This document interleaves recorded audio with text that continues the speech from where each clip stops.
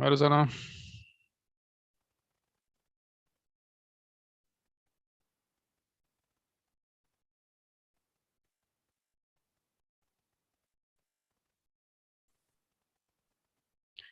Yes, Ruzanna. How are you feeling? I'm okay. I'm okay. Thank you. While you came in, I thought I'll just go through the slides of my March edutainment. April will do with you. So, how are you? I'm good. And how are you? What's new? How is it in India? How is the weather? Okay, so weather is reaching about 38 degrees centigrade. Oh my God. I mean, okay, it's a little cool. It's going to get to 48, maybe 45 someday. So, so that's one thing you don't ask about. Okay, the weather is not right now. In entering summer, for you, this must be a good time. Must be getting warmer. Yeah, it's getting warmer, and if you want to feel better, we here have today +8, and it's great, and it's very warm. So, But how warm does it get in summer? How how warm? It also can be +40 sometimes. Yeah. Yes. But normally +30, 33 or 28. But if we have very hot summer, it can be 38 or 40. Okay, so it does get hot. It does get hot. Mm-hmm. And when it becomes cold, how cold does it get? -30. Wow, wow, that's Can you imagine our life? imagine -30 to maybe +40, maybe. Okay, well, even if it's 35, 30, I mean, look at the range, 60 degrees here and there that you experience is amazing. And I thought in Delhi we were getting this maybe from 2 degrees to 48, but you were going, okay, the variation is a little too much. I remember, maybe 3 years ago, there was very cold in winter and it was -50. Yes, Wow. sometimes it happens here. But life goes on, everyone's going outdoors, everything is happening. Yes, because everyone needs to work. Only schools and students, they don't go to schools and to universities, but we work. But this is like, I mean, in terms of the big cities, things go on, but what happens in outside those big cities, and I mean, in terms of water supply and everything, electricity, water supply outside those big cities? Yes, outside big cities also works everything. Usually, we don't work if it's if there is a snowstorm. If it's very strong snowstorm, we sometimes don't work. But when it's cold, everyone works. Our cars doesn't work. They stop working when it's -30, but we work. Okay. But Ruzanna, you want to write your name in English there, or keep both of them? I think we should have your name in. Sorry. Yes, let me change it. Rename. Okay.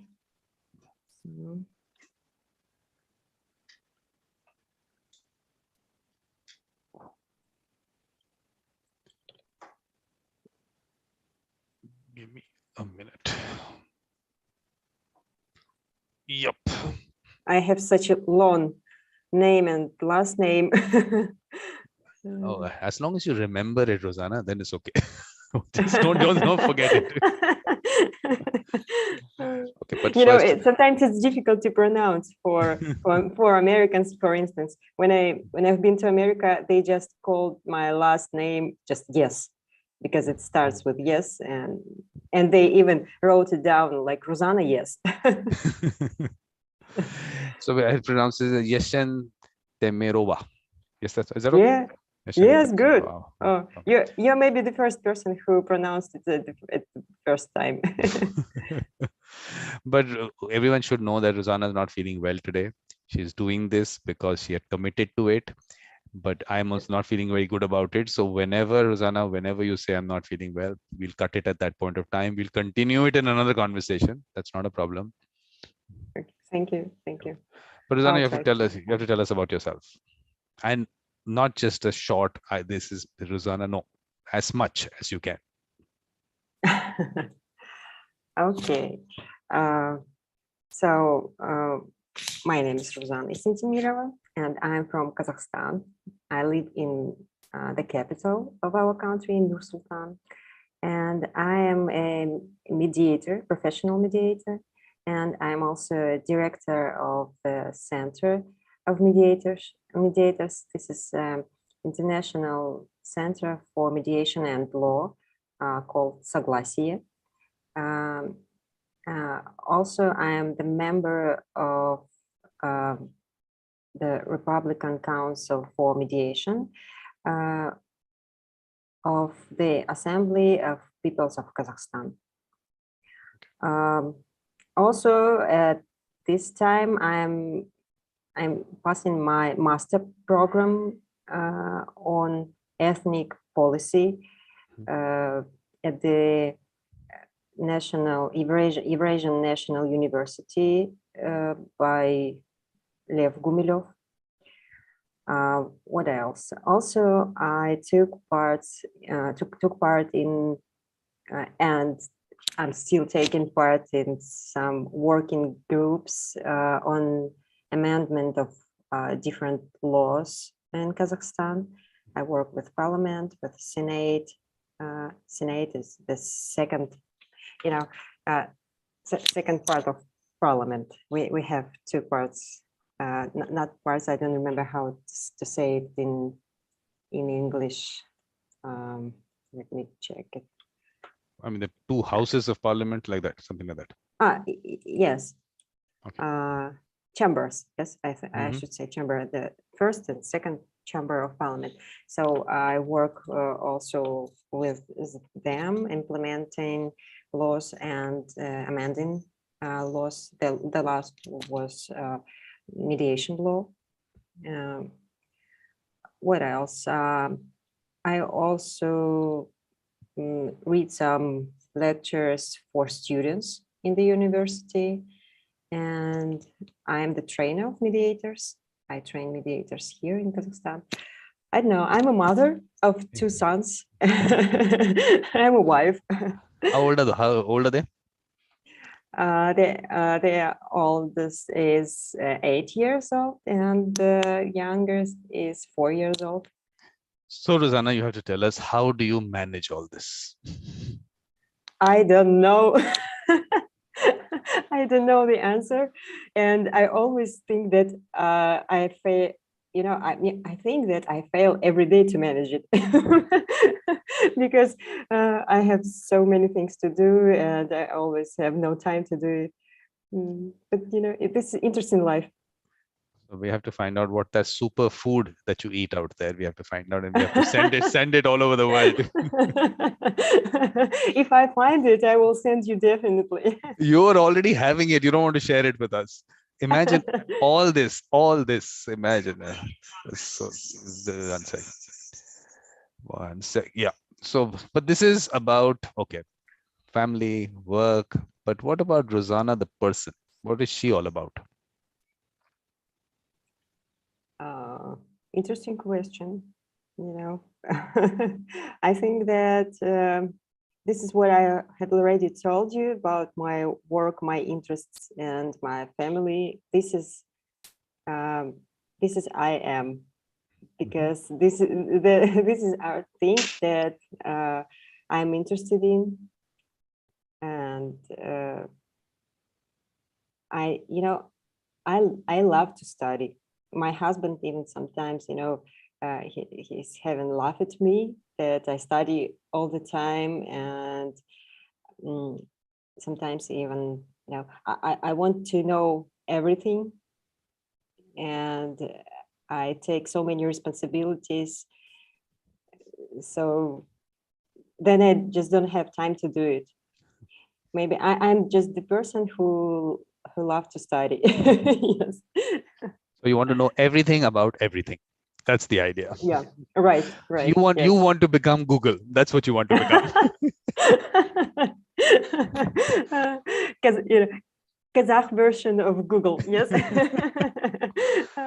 I've never thought about it. Yes, I like it. Maybe. Kazakhstan's Google is what we're going to write at the bottom of your name now. But what is the current interest? Of course, your master's is going on, but in terms of reading and all, is there something that you're specifically reading or studying about other than this? My master program is ethnopolitics, as I told you. And everybody asking me why ethnopolitics, because you're a mediator. What is the connection between ethnopolitics and mediator? Okay, let me tell you about this.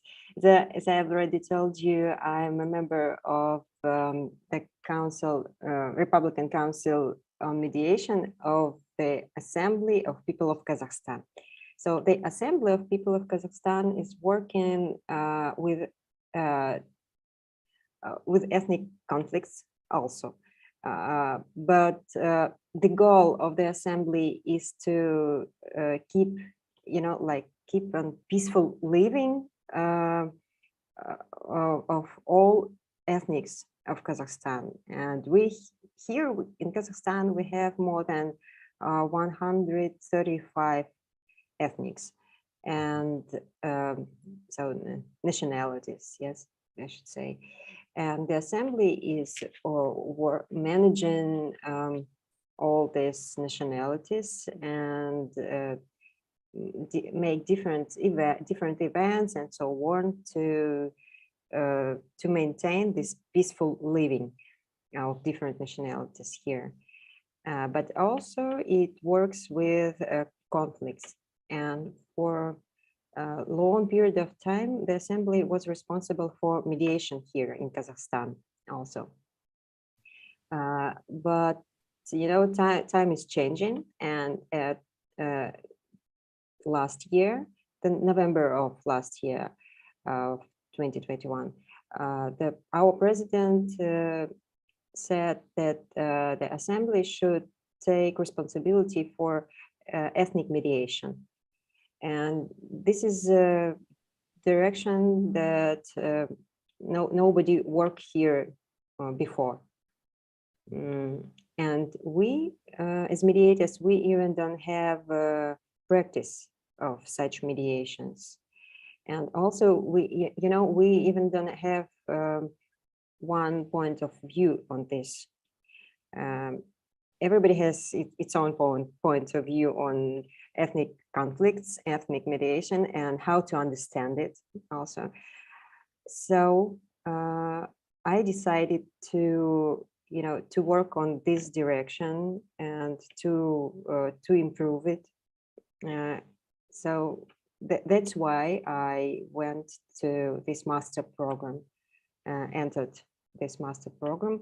I want to know more about different nationalities, ethnic conflicts around the world, and so on.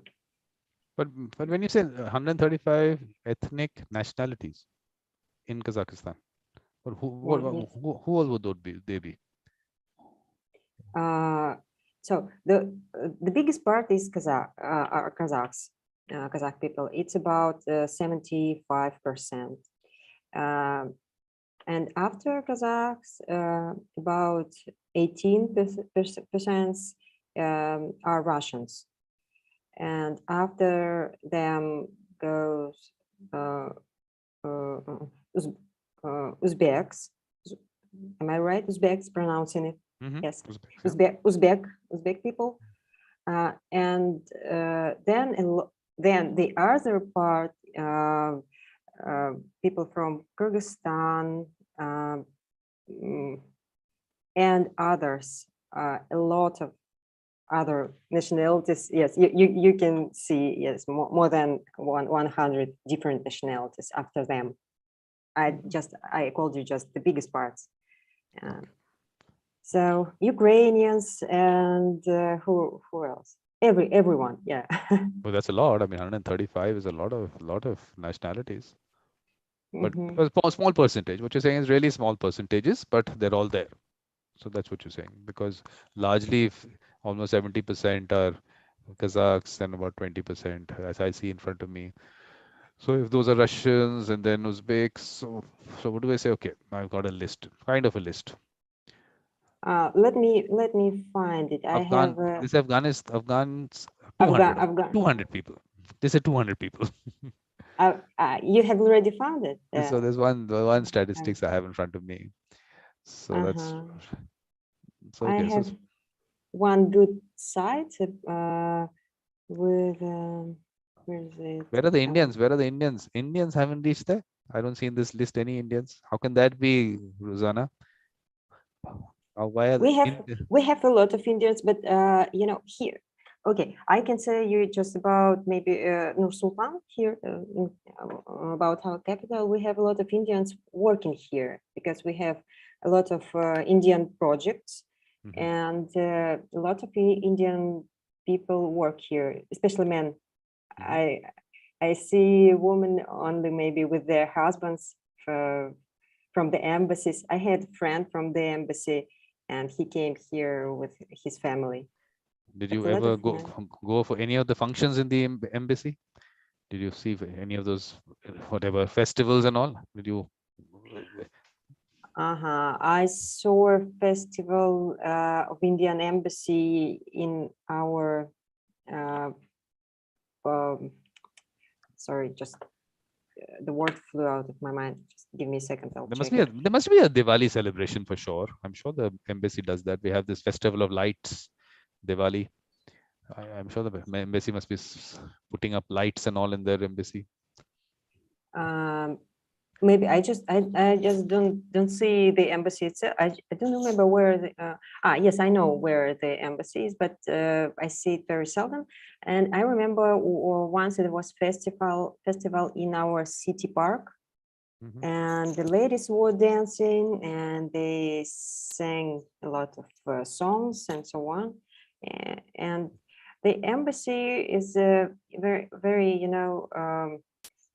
active. They have different programs. They do free yoga, for instance, and free Indian dance for our citizens. Yes, you can visit. Bollywood dancing, Bollywood, is it? Maybe yes, maybe Bollywood. I guess it can be different from our understanding of your culture, maybe. No, but we have to really find out because I was talking to Begum. She's from Kyrgyzstan, and she was telling me about when she was growing up, she used to hear Bollywood songs, and she actually remembered them also. But I didn't play it while the session was going on because obviously YouTube has some copyright issues which come up. So after the session, we actually played some songs, and she was remembering her childhood. So that was interesting. I do remember, of course, this song, Jimmy, Jimmy, acha, acha. Imagine. It was very, very popular. So that's the good part, that at least Indian movies go everywhere. So at least there is some introduction to India in whatever way. But let me show you how far the embassy of Kazakhstan is from my house. Let me show you that. Okay. This is where it is. This is the embassy of Kazakhstan. Yes, 7 minutes. 7 minutes. I want to tell you that your embassy from my house, it's also about 7-10 minutes. It's not so far. Yes, really. Yeah. That's interesting. But we should all these embassies are around my place, but we should actually have special. I mean, you should at least get involved in finding out about national days and what celebrations are happening. It'll be nice. I mean, I think that should be a good. I'm sure of course, they celebrate it, but do we get to know about it? Maybe not. So I think that's a good thing. The other thing is the clothes. I kept when I did that symposium of mine, I told people, why don't you send me your national dresses, and I can maybe wear it for my sessions. But only I got from Ghana. Isaac sent me their traditional dress. So I wore it with in conversation with Beautiful Mind. I had him there, so wow. I wore that there. But look, I with mediation. I also want to promote the culture of places all over the world. So clothes is definitely something that you can see. So I think that is something I'm going to put an appeal out there. please send me your national dress. Send me your address, and Look, I that's will the best send. part. I put everything out on my website. My mediatorvikram.com. I put my whole life is out there. My location of where I am, everything is there. Address is Okay. there, everything. But no one goes to the website. That's the good part. No one finds out what I'm doing. I take out so much time to actually put out all the information. I update it. Okay, I put links to people like Ruzanna's name will be there. Link to her profile is there. But no one, I don't think people have time in this world to go to websites and see them. But I still have to do what I have to do. Okay, I will send you maybe at least our national kind of hat called to be taker. Mm-hmm. It's a round one, small. Perfect. So I can wear that. So we'll have another in conversation, the beautiful mind with you, where I'll wear it. So now I will only call those people who send something from their country, which I can wear. Otherwise, I'm not going to call them. Good idea. Interesting Yeah, idea. a good idea. But in terms of now the ethnic issues that are there issues actually? I think the population is so small. I'm looking at the numbers that 200 people from so and so place, 500 from here. So largely, is there really and I don't know ethnic? When you say ethnic conflict, these are between which nationalities? Actually, here we don't have ethnic conflicts. Mm-hmm. That's why we even don't have practice. And it was, kind of surprising for us when our government, our president told us that we have to organize a kind of institute who is responsible for this kind of mediation. But this is, maybe this is a good step for prevention conflicts. We had few conflicts. I even don't remember the period of time. Maybe in 5 years we have 2 conflicts called ethnic, but they were called ethnic after after they happened and after a long period of time, because it's like it was a small conflict between persons, and it was just usual conflict between, like, for instance, two men arguing because of women. Yes. And they had fight, for instance, and after that they just found that one of them were Kazakh and one of them were Uyghur, for instance. Mm-hmm. Yes. And our media called it ethnic. Yeah, that's an issue with the media, definitely. Yeah. And I believe that this was only because of media called it ethnic. Yeah, absolutely. And if we go to the point of their conflict, we found that it wasn't ethnic at all. They just were like usual normal men fighting because of women, and it could be 2 Kazakhs, and that's it. And that's why when we started speaking about this problem and also about mediation in these conflicts, we asked each other and the others who were in the room, do we have ethnic conflicts, and can we call them ethnic, and what should we call ethnic? So we think that first we need to define the reason, the interests, yes, of these persons who were in conflict. And if it doesn't have anything with nationality, so then it doesn't matter who were fighting. Absolutely. And we last year, I think, we had a big called ethnic conflict, and it was between Kazakhs and Azerbaijan people. And 2 guys, they were fighting, and one of them killed another using a knife. And it could happen with anyone. I think Right. this kind of conflicts happen every day, and we just don't know about them because nobody tells. And after that, a lot of people from one side and a lot of people from another side came and starting to fight. And then it was like, snowball. Everybody started fighting, and the assembly was involved in this conflict to resolve it. And it was successful in resolving it. And I think that after this very accident, they decided to create such an institute who will work with this kind of conflicts. But I don't see the place of mediator in this kind of conflict when this conflict is already became a big one with a lot of parties, and from one side and from another side, and it became kind of politic conflict already. Yes. So at this stage, I don't believe that mediator can be so helpful. Of course, it can help.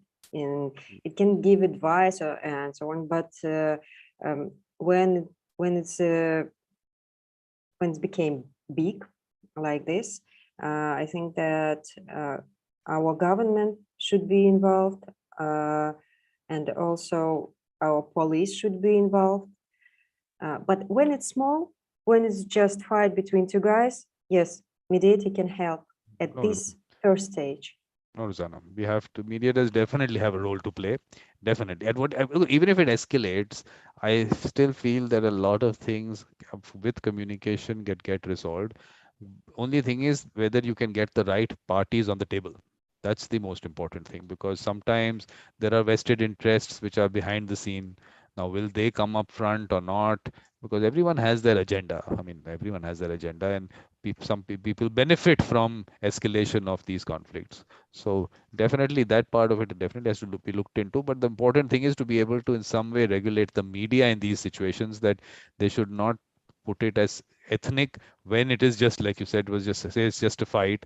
But once you start reporting it as this group versus that group, then obviously each group thinks that okay, we have to in some way take it further, and then the whole thing escalates. So I think the media definitely has to be responsible, but they also want to sensationalize things because they want to sell their things. So what I decided was, at least for the last 2 years, I don't read the news, I don't watch the news, and things are very peaceful.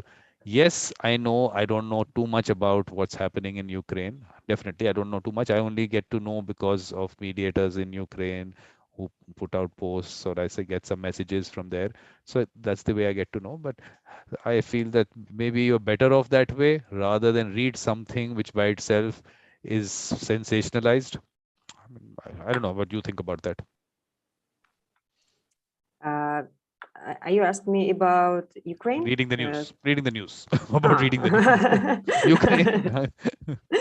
About reading the news, the propaganda these days is very strong, and it's so difficult to find the right information to read.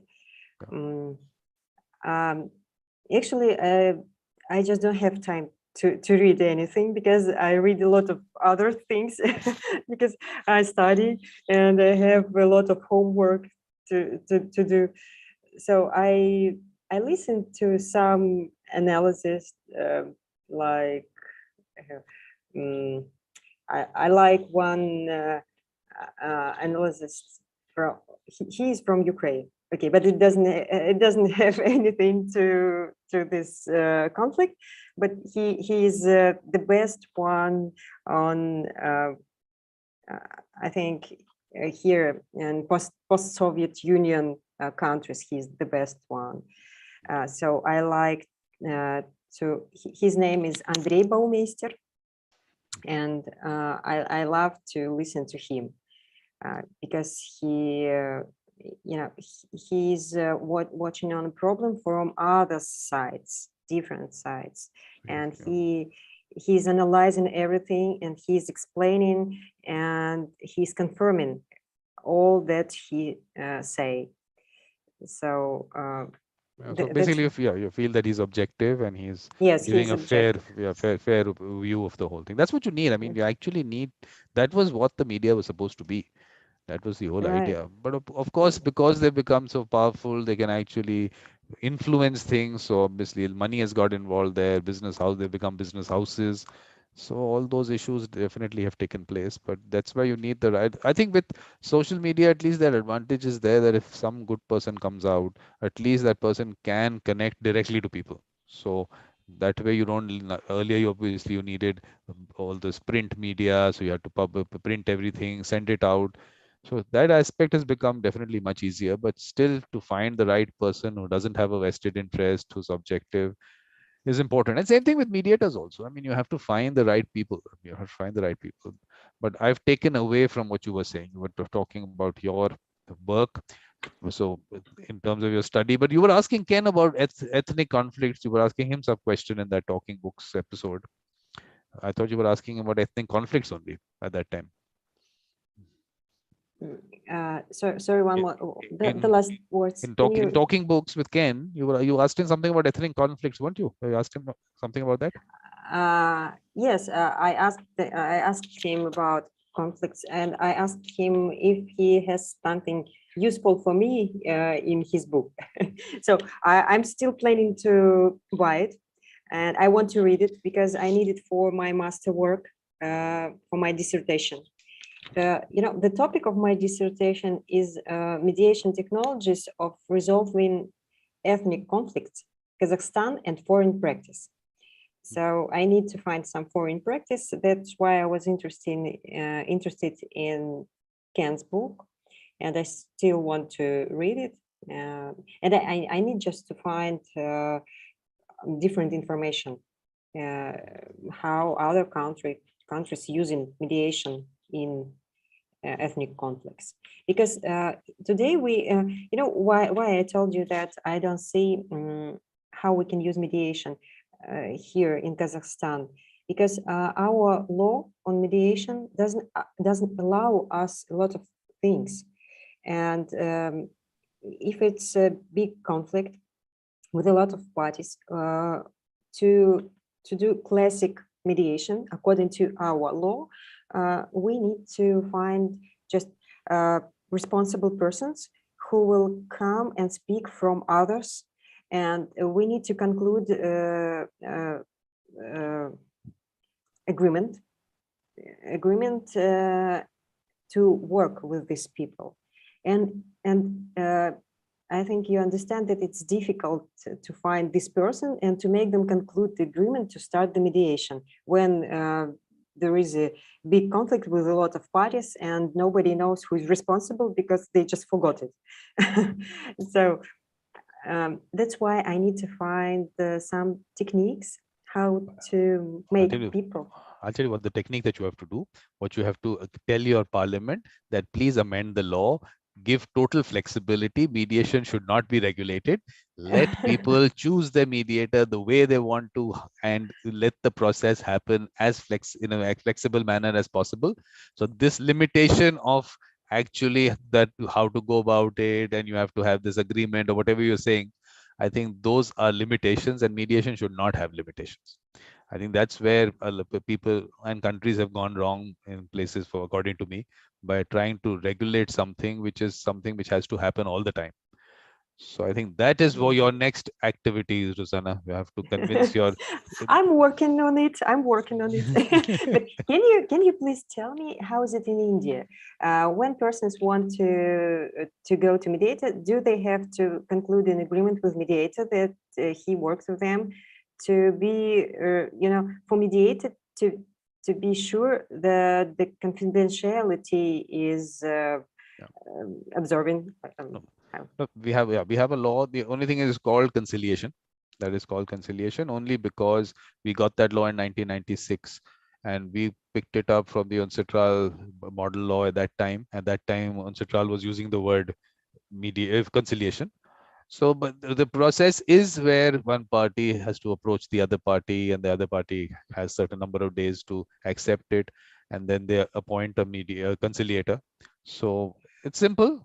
Nothing, I mean, nothing major to it. Yes, of course, they have to at least have that exchange of, today it can be emails. That's good enough. I mean, that's by itself is something which is a bit binds them.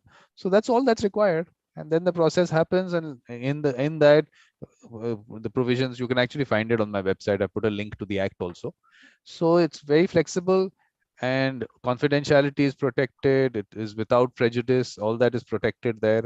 And at the end of it, what you, that settlement agreement you get is as good as a consent award, a consent arbitral award, which is as good as a court decree. So it can't be better. I keep saying that this is it. Now you don't need anything more than this. Everything else beyond that is only going to spoil it. It's not going to make it any better, because we have a bill lying in parliament today. Luckily, it was placed in parliament. It went to a standing committee, so it did not get passed immediately. So standing committee is obviously looking at it and asking people to give their whatever comments and all.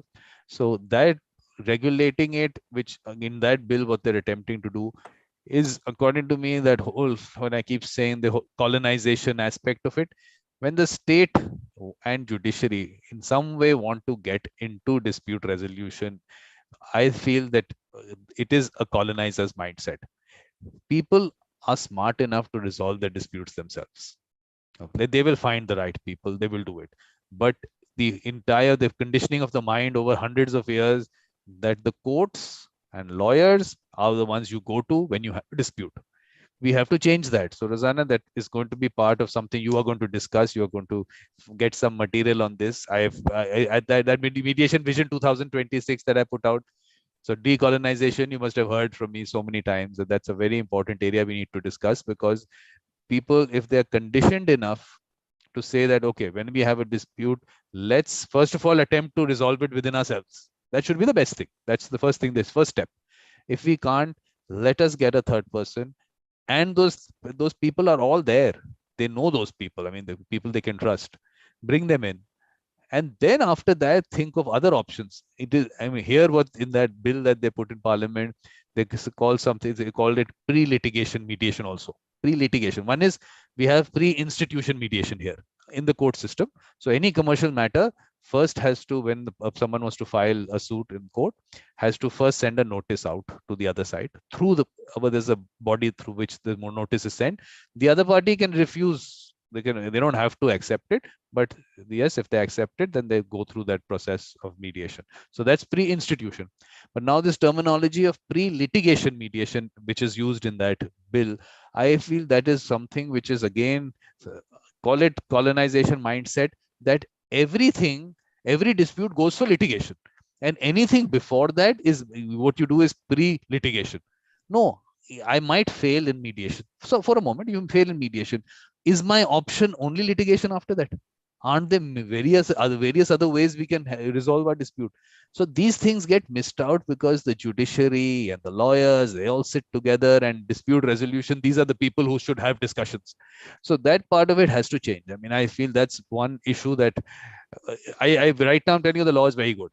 What happens after this, when this law, this other thing, but lucky thing is, in that also, in terms of individuals being appointed as mediators, there it's not regulated as to who has to be the mediator in terms of qualification or not. You can appoint anyone you want. So that, but what they're trying to get into is regulating the institutional mediation, which for me is, the numbers are nothing. All over the world, institutional mediation numbers are very small. I mean, when we look at millions of disputes which go into courts, institutional mediation in the world is, I mean, if you look at the numbers, I keep giving the example of JAMS. Everyone says JAMS is one of the biggest institutions for ADR. Yeah. If mediation in that is only 9,000 matters in the whole year. What is 9,000 matters? Here we talk about 50 million matters lying in court, pending matters. 18 million going to courts every year. What are 9,000? I was looking at the Singapore Mediation Center. In 1997, there have been 5,000 matters which have been resolved, which have gone for mediation, not even resolved, but gone from mediation. What is that? I mean, it's nothing. And you want to regulate that and complicate the law. While I'm saying that the mediation is one thing that for people, they have this option in India. Like I said, it's a court decree, the settlement agreement through conciliation. So a person sitting in a village gets a court decree without ever going to court. Can it get better than that? Tell people about this. That is more important. You want to create a complicated law, institutional, this thing, even community mediation, there's some regulation there. So I think this is where you have to lobby with the governments and explain to them that instead go out and empower people. Tell them that you must resolve it, and we are creating a framework where you can resolve your disputes and you will get a court decree sitting in your house with online mediation. Don't even have to get out of your house. Everything is available today. E-signatures are all available. Right. So everything can be done there. So these are things which Right. I mean, this is the way, Ruzanna, you are going to tell your parliament next session. You are This is what I have already told them, but it doesn't work. Most part of them are lawyers. Can you imagine how lawyers, they have the other way of thinking. They want to make everything. Sorry, let me. I have something here. Okay. The lawyers want to regulate everything. Yeah. And it's, it's very difficult to explain people who have never, were in mediation. I don't want them to be in mediation because I don't want them to have problems, to have conflict. But they even doesn't want to understand what the process is, mediation. Yes, they think that here in our country, most part of people, they just don't know about mediation, and the other part who know about mediation, they know and they just believe that mediation is something that that mediator is a person who will resolve your conflict without you. Like they don't want to be responsible for their lives, for their conflicts, and it's always difficult to take responsibility. Yes, and it's much more easier to go to court and let the judge to be responsible for your problem. So the same they want from us, and every day people call me and ask me, "Do you make mediation agreement?" They just think, and their lawyers tell them that mediator is a person who make mediation agreement. And when I ask them, do you already have a decision between two of you? Yes, the decision that you want me to put into your mediation agreement. And they start saying, I want like this. And I ask, and what other person wants? I don't know, wherever. I want like this. So I had a criminal mediation just yesterday. It was, it's been lasting for 2 days. And the first day, man called me and told me that he's having a criminal case at the court at the moment. And he wants a mediation agreement, and he said, please write me and make for me mediation agreement. And I asked, what decision do you have already between two of you, two parts? And he said, we don't have anything. I don't want to talk to the other part. I hate them. Just make a mediation agreement for me. That's it. And I spent 1 hour explaining him that it doesn't work like this. And after that, when I finally explained him, he agreed to came for the meeting with other party, and we had meeting, and finally they made their mediation agreement. But it was successful. Yeah. But the problem is that people think that mediation agreement is something that they want to put in it, and they just don't care what other party think about it. So a lot of educating has to be done. Lots of educating has to be done. But right. What kind of criminal matter was that? This matter that you're saying, this criminal matter? It was a case between two companies, one Kazakh company and one company from Afghanistan. And Kazakh company failed to I just forgot the word. Let me find it. Sometimes it happens, you know. I start thinking in Russian, and and then I forgot English words. No, because that's something which is, I mean, criminal matters going for mediation is important. That's an important thing. So, Right. what kind of matters are going? Because that. So the Kazakh party failed to comply with terms of the agreement, and they that's why, and they had to give the money back 3 years ago, and they didn't do it. And the Afghanistan party, they were waiting for 3 years, and then they decided to go to the court. So they filed a case for cheating. Yes, and they were successful in court. And when Kazakh party understood that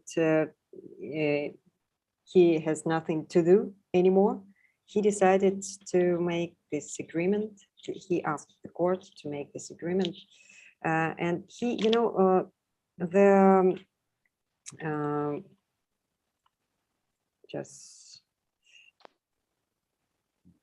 the damage was very high, and according to our law, when the damage is like this, it can be finished. The case can be finished with a mediation agreement.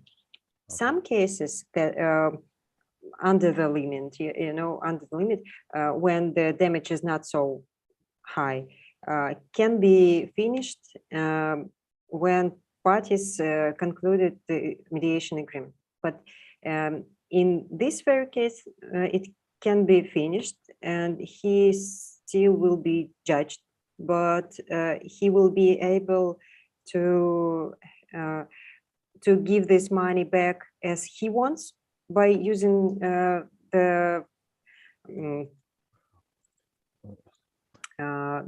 schedule that they made in the mediation agreement. Yes, and he also hopes that the court will make the punishment softer. How should I say it in English? Lenient, more lenient in terms of. Yeah. Yes. So it's okay here. We use it. And do you use mediation in criminal cases? Look, it's happening, and right now, if you look, I mean, of course, I have nothing to do with the court system. You're asking me, so I am saying this, but I actually don't even like to quote it. But in the check bouncing cases, there is an attempt to start in that area. There have been other criminal cases where, I mean, it has gone for mediation, but I still feel there is something where judges are also a little, I think, hesitant on that. I think at this point of time, and this bill that I'm talking about has a schedule in it where these criminal matters, they want to exclude from mediation, a lot of criminal matters, most of them, I think. So that part of it is something which is going to be, I don't know how a bill goes, but that's going to be an issue if you exclude them, where they could have been resolved, and on the other end, the number of years it takes in the court. So there was some relief to the parties there. I mean, somewhere they could have worked it out, but if they exclude it, so that's what I'm saying. This bill is an issue, but otherwise, at this point of time, there is an interpretation via Supreme Court, and what the Supreme Court interprets is also law. So they've all compoundable criminal offenses they feel can go for mediation. How many of them are actually going, I also would not know, because that's an area which I try to stay away from, because I have to give my comments otherwise, saying that that's the worst thing that's happened for mediation, that the courts got involved, and because of that, the mediators did not develop. Yes, mediation, the word went out and people used it, but the mediator got left out in the whole thing. And I just found out very recently that I think mediators are required for mediation. I just found out. it was some news to me. Otherwise, people just thought the mediators maybe are just not required. They're not important. They should not be developed. They should just be there to give free service to the nation, and they just have to rise above everything else. So I mean, I think that part of it is an issue, but I will not talk about it because you've heard me enough times, I'm sure, talking about it. But what I need to do, of course, you have to keep telling me, I'm feeling all right, I can continue. So whenever you say that, no, this is it, tell me that, okay? Okay. I think that you cured me. I'm feeling very good. I'm Good. feeling better. Thank you. So what I want to do is now let's me at least, okay, this is going to be, of course, a quiz, and I'm going to show you what is coming up in Oh April. my God. But at the same time, there's going to be a quiz with it, okay? And you have to answer. This is in April, okay? So what you have to tell me is, what is this Mediation Vision 2026 that I'm talking about? What is Mediation Vision 2026? Because this will tell me that you have never ever seen any of my shows. You have just come for a few of them, that's it. And you don't watch anything on YouTube or anywhere else. So this is what tells me that, because every time I keep talking about this Mediation Vision 2026. So okay, you failed. One question you've got wrong. We'll have to keep a record of that. I'm sorry. I'm so bad. Just put me a bad mark. So look, I tell you, the idea was that let's put out, okay, I mean, 5 years, basically I put it out last year. So 5 years is nothing. I mean, in terms of me coming to some kind of end point, is not an end point, it's just a starting point maybe. But I put it at 2026 because Ken turns 85 in 2026. So I'm connecting it to that. And I put out certain points on my website as to the points that we will discuss. So, and I've asked people that add to them, tell me what other points we can discuss in relation to the development and evolution of mediators and mediation. So one of the topics is heart, soul, and spirituality, which I feel is an important area which has not got discussed as the way it should be discussed. For me, it's an important aspect of mediators and mediation. So last year I started something called Mediators, Mediation, and Spirituality. So I had a few episodes of that. And so first episode, there were people from all over the world. I was asking them, what do you think is spirituality? So interesting answers. I won't tell you the answers.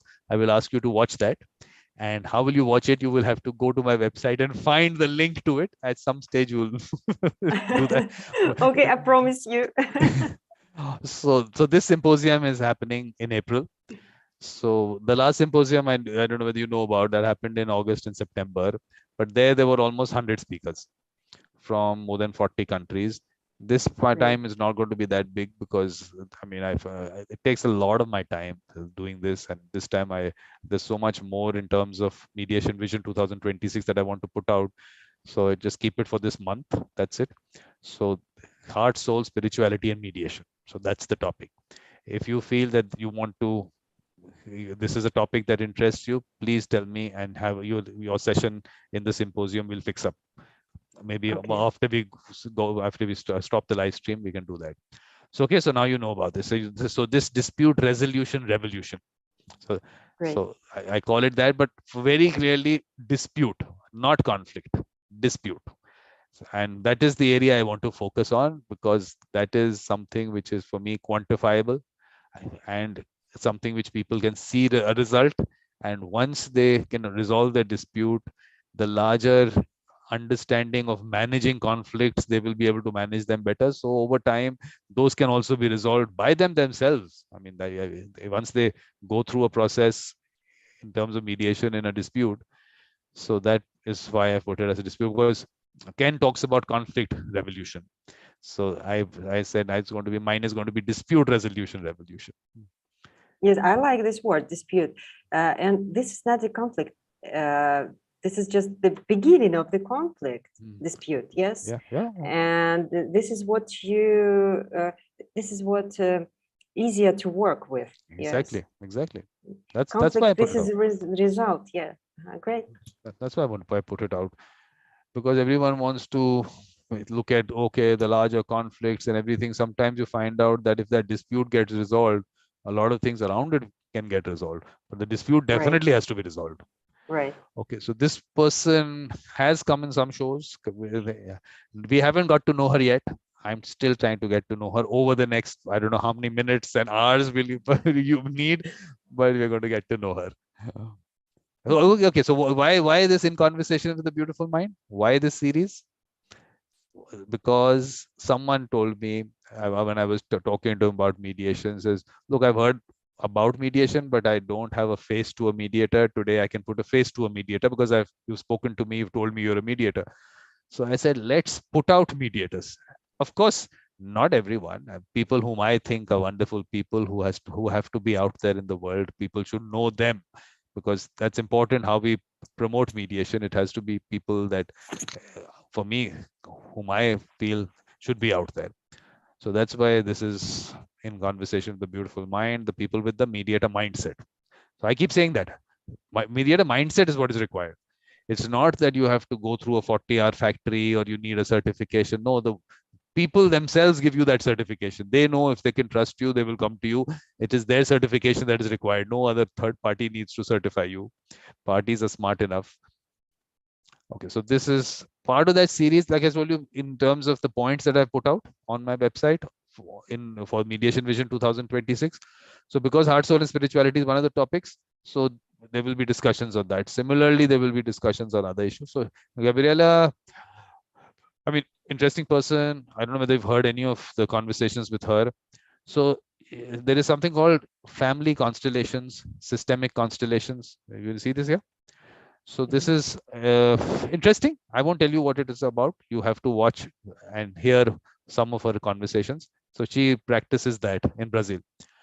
The courts in Brazil are also using that family constellations. So on the 5th, it says it's going live, but I don't think we're going to put it out live. What she's saying is that we can use this systemic constellations even in terms of conflicts between countries. So the idea is we'll have mediators from Russia and Ukraine, and let's see how she goes about it. So that's going to happen on the 5th. So if you want to come for it, please come for it. Link is the same. Okay. Right?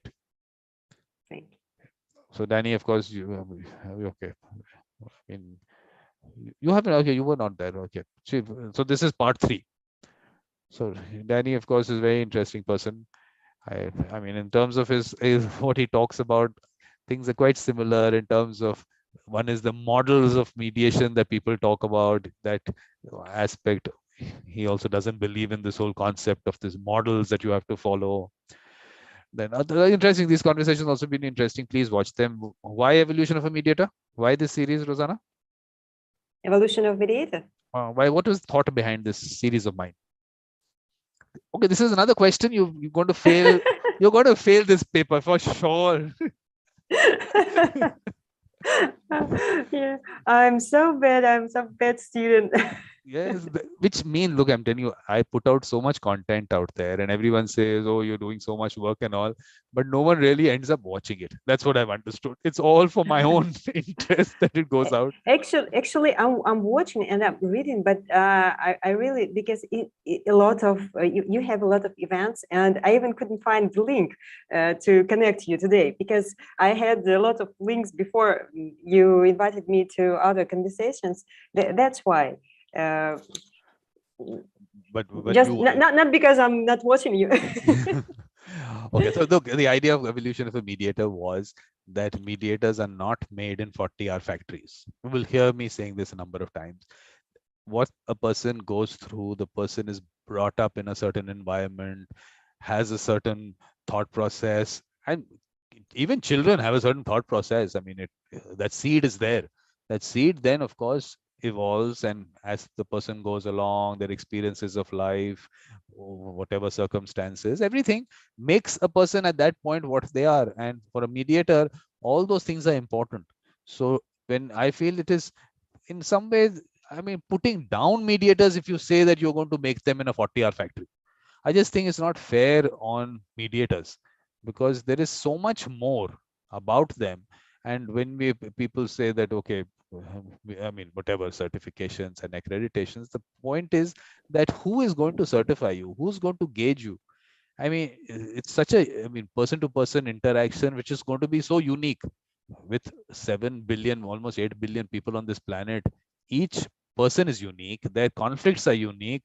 Getting together is unique. The mediator them coming in is unique. How the person handles it, they know how to handle it. I mean, if they can. Otherwise, to even say that you have this fixed box and I will sell you this box and now you become a mediator, I think it's not fair on the process and the mediator. So I said, let's put it out and people can see that, yes, there is so much more that goes. So this is, of course, in the symposium. Ken is the keynote speaker. Obviously, his session is on the 14th, but sessions are going to start from the 6th. These are going to be Wednesdays and Thursdays, is what I've kept for them. So that's that symposium. And then we have this discussion on creativity, innovation, and mediation, because I celebrate international days. So World Creativity and Innovation Days on 21st April. So we'll have a discussion in whatever a person feels creatively doing the process, however else, whatever creativity you can bring into the process, talk about it. Let's see, because there are, I mean, someone who's going to talk about, maybe she'll talk about poetry and mediation, because she's already spoken about that in one of the lectures, art and mediation, or any other thing. I mean, the idea is just whatever comes to your mind. So, and if you think there is any creativity, innovation in terms of mediation that you want to discuss, please join the session. Right? Okay, so this paper you have failed, and I will have to. Yeah, so many interesting events. Yeah, but last month, did you see what the situation last month was? Last month also there was, I mean, there's some series. We don't have anything this month, like talking books and mediator experiences, that we don't have this month. Then obviously that Women's Day thing was quite good with all. Yeah, Women's Day was very interesting. So you know what's happening after that, nah? After that, what I started doing was that I've started with the people who were there, I'm going to have separate sessions with them. So I've already done one with Sarah from Australia and Andrea from Ireland. Now you come for one session as part of elaborating on that, what you discussed that day. Because that was very short. I mean, with 25 people, obviously there is no chance that you could have put across all your points. So let us see what March did for us. Why am I talking about myself? We have to talk about you, but because those things got missed out. So mediator experiences, what is this series about, Ruzanna? Let's another test, another mediator experiences. So what is the question? What is mediator experiences about? What is this series about? I guess about experience. What else? Exactly. So smart. Wow. No one could have guessed this one. This was the tough one. So basically, I'm learning. So like, memorable experiences of mediators in the mediation world. So Feinstein Jams International Fellows are being covered right now. And of course, it'll be opened out to people talking about other people. But I thought, let's do these for some time because there are lots of them. So that this, of course, Gabriella's, this is that women's thing. That was interesting, but a lot of viewpoints. This was that global problem solving, which is also a topic as part of that. Online mediation also, you must watch his thing because he's done a lot of work in relation to online mediation in Latin America. And I mean, I'm kind of a visionary in terms of online mediation. So of course he looks at a larger ODR, but for me, I said I am only limited to talking about mediation. So this was interesting. Then Socrates and mediation. Did you watch this? No. Watch it. It's an interesting discussion. Very interesting. So this is philosophy is one topic that I put out there. So this was really interesting. Not that all my shows are not interesting. All of them are interesting. Okay. This was very interesting. I confirm that all of your conversations are really interesting, and people who are watching us, please go to all these links and watch it because it's really interesting. And I will watch this third one. I'm interested in philosophy. Yeah. How will you find the link? Where will you find the recording? In your YouTube. Test. Oh yes. In your YouTube channel. But you will also find the index, kind of an index. I'll show you on my website, so you can actually click the link from there. Also, I'll just show you. I'll show you that. That's what I'm saying. I do a lot of work for you people to make your life easier. So she was from Kyrgyzstan, and this is what I was saying. So women in mediation have individual discussions on that. So you'll have to give me time for that. But let's see. Maybe April we'll keep it for the symposium, and we'll do it after that. Let's see. Whatever. Then this was also interesting. Mahatma Gandhi and mediation. Interesting discussion. But only thing is that these topics, of course, you need more time. This was went on for about 3 hours. So up till about 2 hours, everyone was talking about, of course, what Mahatma Gandhi stood for and everything. And then after that, I asked them, was he a mediator? And then that is, according to me, that's when the discussion starts. So there were different viewpoints on that. You can also watch this interesting discussion. And then women in mediation, Andrea was there in that. Of course, Bernie Mayer, evolution. This I did. I actually recorded a session with a user. So he had a very good user experience. I was a mediator in a matter that he's a general counsel now. He's moved to this landmark group, which is quite a big group, which has a lot of retail and everything. So I said, let's put out these experiences, because when a user talks about it, that's when the validation comes. So that I've today only put out the post with the recording, so you can watch the recording if you want. This is that talking books, which of course you've come for one of the episodes with Ken, but this was also what she's doing in terms of this book of hers, Mediator's Toolkit. Interesting. And then last day, celebrating mediators. Birthdays of mediators in that month. So I said those were missed out on that April thing, so I must show you those other episodes. So many events. How do you handle it? How do you manage it? You have so many people. I know. I'm telling you, I enjoy it so much. It just doesn't. It just all happens. It just we just put it together. The only thing I'll tell you, the only sad part is that no one shares the posts. I want people, because the idea is that like if you're having this conversation is because Ruzanna should be out there, because for me she represents what mediators should be. So if other people share it, it reaches out to a larger population. It's good for mediation. So I think that way, that is what something is missing, and I don't know why it doesn't happen. So that is how I feel. One thing that I feel can be changed if people want it to change. It takes one click. That's all it takes. The other thing is that there are ways to find out. I just want people to make life easier for me. Just like on LinkedIn, I put out posts. Just I'll say I put one March post or everything in March. You can refer to it like an index kind of thing, and okay, this is happening in March, and watch the live recording or on YouTube, whatever. So on LinkedIn now you have a bell icon in next to the profile. So if you click there, then the post that the person puts out, you'll get a notification. So that is what I'm going to ask everyone, but please click that bell icon in front of the profile on the profile on LinkedIn, and also of course on YouTube. So that I think might make life a little easier for me. That's all I can say. I receive your notifications because I'm subscribed on your YouTube channel, and I receive your notifications. Yes. Yeah. So similarly, that will happen on LinkedIn also, if you click that bell icon on the profile. Okay. So that's a similar thing. You're doing great job. Really, maybe just I'm also thinking about it all the time, because I'm working in mediation from 2016, and it's still not popular here in our country. This year it was 11 years of mediation law, and the biggest part of our people hardly know mediation, even the word itself. Yes, they just started not to mixing up mediation and meditation. Yes. So it's already progress for us. It's good. They just don't mix up us.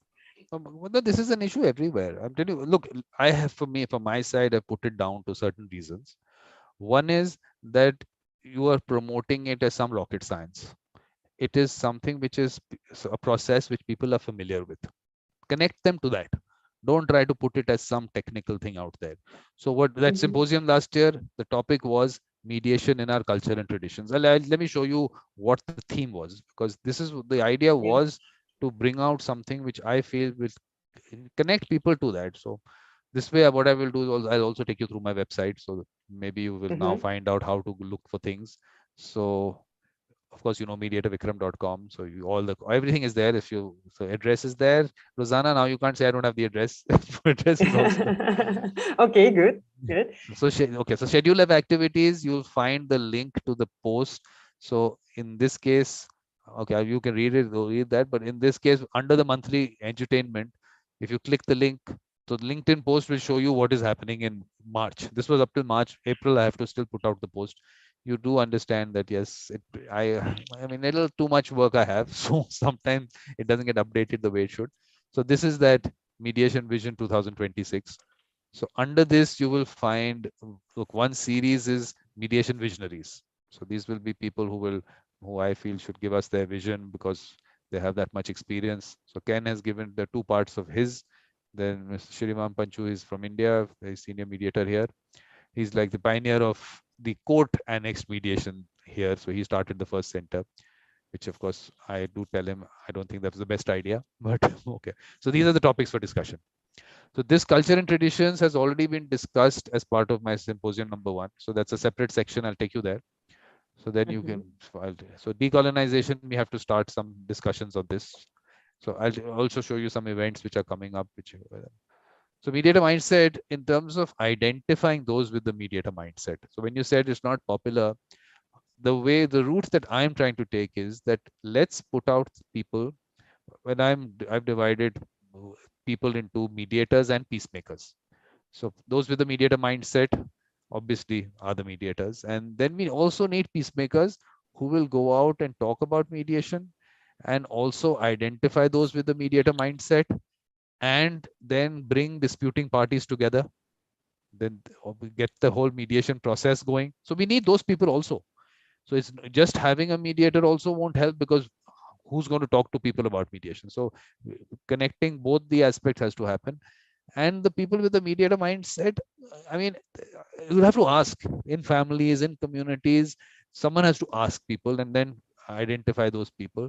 So I felt that school teachers, I felt a good people to do that. I'm trying to create that kind of a network where they can go out and ask the communities and even in schools between the children, ask them, tell them about mediation, and then leave it to the kids. Then don't get into it. So okay, then heart, soul, and spirituality. So you'll find the links to the whatever's happened under heart, soul, and spirituality. So you can click on the YouTube link here. So Mahatma Gandhi and so philosophy, Socrates, you can click here and you can get there. So same thing with diversity, that Women's Day and women in mediation, all that you can click here. So Mediators Collective, Peacemakers Collective, we'll talk about that, culture of mediation, culture of peace. Then with the children, what all we need to do with the family, communities, village mediators, community mediators. This one is something, like I said, open for discussion. Is it a way of life or is it a profession? So we need to discuss this. We'll have discussions on this. Then legislation part of it, which under this also, the Singapore Convention will also be discussed. So legislation aspect of what is the kind of legislation required? How much do you want to regulate it? Should it be regulated? What are the pros and cons? Then Good creativity, point. innovation, we're going to have that. Social problem solving and global problem solving, very important because the larger Mm-hmm. role of mediators definitely needs to be discussed. So I told you about that global problem solving, what we discussed with Ken in the background of the Ukraine-Russia conflict.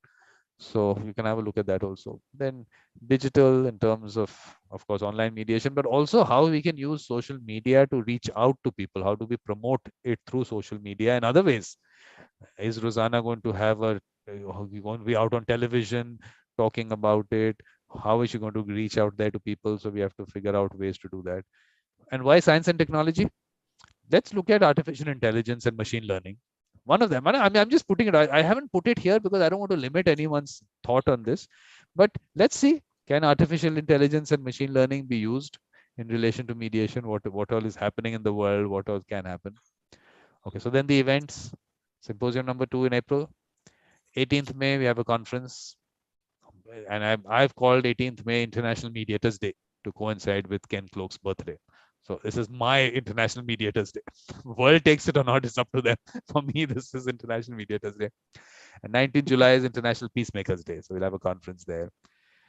So this one in August, there is an International Day of the World's Indigenous People. So on that day, we'll have a symposium on mediation in our culture and traditions with a focus on indigenous people and their methods of resolving disputes. So let us look at how was mediation a part of their. It was in some ways, but certain places was it really mediation and also we'll have those discussions. Then of course on decolonization and mediation. International Day of Democracy is on 15 September. Then World Children's Day, we'll have an International Young Peacemakers Conference. So that's how it is. Then I said projects. If anyone has a project in relation to making this Mediation Vision 2026 a reality, send me information, connect with me. Let's bring in people who want to support your project. So it could be monetary or non-monetary support, whatever people want to. So people who want to provide support also connect. People who have projects also connect. Let's put everyone together. And let's see, there must be interesting things that people want to do in every corner of the world. So let's put that out. And of course, support. Of course, like I told you, support the projects, but don't make me the middleman. Please directly support people's project. And of course, if you want to support me, then there is a support me section. You can always send me a gift. Then you have celebrating. I will. I'm waiting. I've got now. You don't have any excuse if I have all the information. So then celebrating Ken Cloak, all the episodes, everything that Ken Cloak has come on. Then the YouTube channel will tell you what all is in terms of various things that happen. So what are the series? So if you click on this, you'll go to the playlist of that. So this will go to the Evolution of a Mediator playlist. You'll see all the episodes there. So all these various shows. So you can click here and go to the playlist and watch them there. But if you want the index, symposium number 1 has a separate section. I'll show you that. So here you'll find all the episodes of with whom they were of Evolution of a Mediator. So you can click the link directly for that also. And then we have In Conversation with a Beautiful Mind. So like this one with you, this is the date. Now the YouTube link will come in here after we finish. So similarly with all the people, you can actually click from here and you can. It's so structured. It's great work. Great work. So talking books, you can go to any of these books and click the link and then you can watch and it. Where can we buy books? It's on the same site? Here, look, if you want to buy Ken's books, yes. So you get a 25% discount if you use the code Vikram. You just click here. Okay. So good. Click here and you can buy those books. Michael Lang's book you can buy here. Click here and you get a 30% discount. You use this code. I try to make everything easy for you, Ruzanna, but you still have to go to the website to check you. I'm so busy with my master program. It's kind of crazy. I wasn't ready, I just started learning and then I understood that it's crazy. That's good. Okay. It takes time, definitely, but it'll all be worth it, I'm sure, at some point. So this is the spirituality, I think, mediation. So spirituality. What's the first one? It was interesting to hear those answers as what people thought was mediation, what was spirituality. So that was important. Then, of course, the symposium. Why I wanted to show you the theme behind the symposium. So that's important. So this was over 97 speakers from, I think, how many countries? I think 40, 45, 45, maybe, I don't know, 44 or something. So Rafael in Mexico, he called it the Woodstock of Mediation. And I love that name. So now I put out posters also with that. So this is where the theme is. Look, mediation has been defined, and right now we have a definition which is global. Like we can say it's globally accepted. I mean, if 53 countries have signed the convention, they might not have ratified it, but at least in principle they've accepted the definition. So it's a very broad definition. So because otherwise people keep talking about mediation as okay, it's only if it is facilitative, it is mediation. If it's evaluative, it's not mediation. They have people like that also, but at least the definition says however you do the process, whatever you call it, all you have to see that the parties are attempting to reach an amicable settlement with the assistance of a third person, who lacks the authority to impose a solution upon the parties. That's it, nothing more than that. And that is mediation. So this is where I said mediation as defined in the convention has been part of our culture and traditions. So this was important. People around the world may not be familiar with the word mediation, but they're familiar with the process as it has been used for time immemorial. So collaborative approach to dispute resolution has been used by families and communities, including indigenous and business communities. So you found that as part of the symposium, people coming out from various parts of the world. So this is what I want people to connect with. So how do we do that? Is because if we reach out and already people who are doing it, identify them, have conversations with them, maybe a little clip is recorded as to the users, them giving their experience with the person, how the person went about it. So if it spreads from the grassroots like that, then, and with the right people with the mediator mindset, then the user experience is guaranteed. So the whole thing takes off. Because the other approach that has been attempted, that let's make it compulsory in the court system, push people towards mediation. If you push people towards anything, there will be a resistance. Then they don't value it because it comes for almost free for them. So I felt that this is what my focus now is. So now to reach out into communities, I feel the teachers is what I'm looking at for right now, school teachers. Let's get that going. But Ruzanna, you have to be part of that. You have to, within Kazakhstan, have that network of teachers whom you are talking to, and they talk to communities, and you are available when they fix up a meeting. Okay, Ruzanna, please, I've in my community, I fixed up this meeting. Please come and tell them about mediation. So people get to know about you also. So there are disputes that those people in the communities might not be able to handle. They might not mind, my may not, but then Ruzanna's there, so they know, okay, Ruzanna is a professional, she practices as a professionally as a mediator, let's go to her. So it works for you also. So it's not that you're just doing some service to the community, you're also putting the word out that you are there and you are supporting the community also. And if you help people resolve a dispute, even one dispute, they will talk about it, that okay, she's doing this in our community, she's promoting mediation, and so actually benefited from it. They had this dispute which was going on for so long, they were able to amicably resolve it, and the relationship has also become better. So watch this clip, the one that I put out today with this general counsel, that mediation. He talks about how with the other side his relationship has become really nice. And this was a litigation for 14-year litigation. Can you imagine?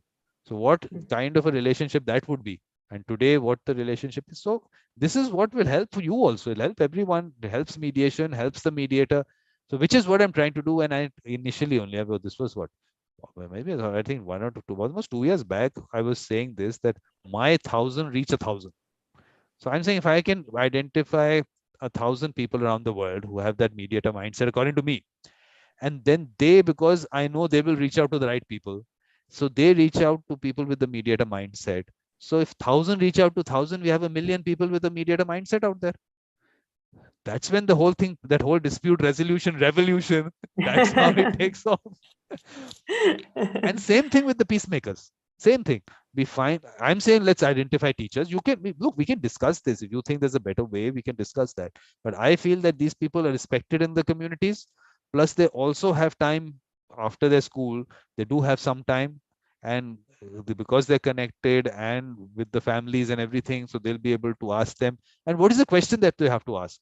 That, do you know anyone who helps people resolve their disputes, or is there someone that you know whom you would go to if you have a dispute within the family, within the community? That's all. That's such a basic question, and the names will start coming to you, and then you will meet those people, and then you will see, okay, this person should be part of your network, and that's how we'll grow. But Ruzanna, someone has to start. You have to start. No one is doing it at the next stage. We have already started it. This is what Good. we do. We go to school. You know, I'm crazy about mediation. I speak about mediation everywhere with everyone. You know, I go to hospital, for instance, just to check something, and I speak to doctor and I tell him about mediation, and I speak about mediation everywhere. So I like to speak about mediation at schools and at the universities, because I believe that young people, they you know, they are those people who will change the world. And if they know about mediation today, they will grow up with the ideas of mediation, and they will have in the future this mediator mindset. Yes, that's why I prefer to work with students and pupils also. But I speak about mediation everywhere. Yeah. But when you said that these children will have a mediator mindset, I'm telling you, if you ask them, you will find out that those children with the mediator Yes, mindset are there, and they're I agree. already helping people. They're already helping their friends. They act people. The children know whom to go to. It's very Mm-hmm. clear. It's all very clear. And that mindset, like I told you, is something which is a natural ability, and it will only grow as they go along. As they grow older, that whole seed will grow and will grow bigger, and their experiences will take them further up. But those people are already identified by the user, and the user in this case are the children. In the communities, the user is the person who has that dispute in the community. Same thing with the families. They can identify those people. They already know those people, but no one has ever told them that you should bring them out, value them, and then other people should also use them.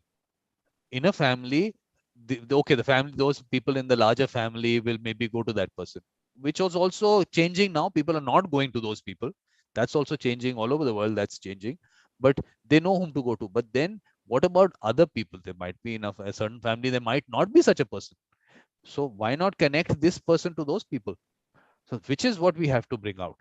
Because I'm telling you, earlier I thought there'd be huge numbers, but I still feel we don't really need huge numbers. We just need people who can give a good user experience.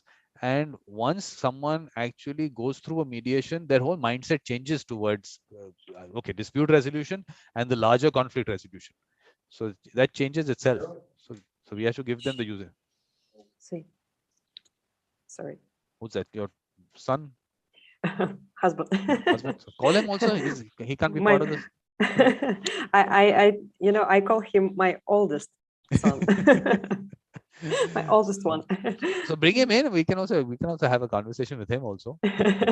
No, I make him go away.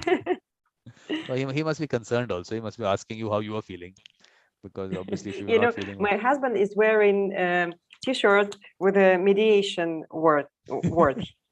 And Wow. it's a fun. I have a friend from United States. His name is Frank Laney. Maybe you know him. He's also a great mediator, and he's my teacher. And when I met him in Belarus, he gave me this T-shirt, but it's a big size for me. And my husband is wearing it at home, and it's fun, when he's wearing it. It said mediation and mediation everywhere. Everywhere. That shows us your passion for mediation. That shows us that.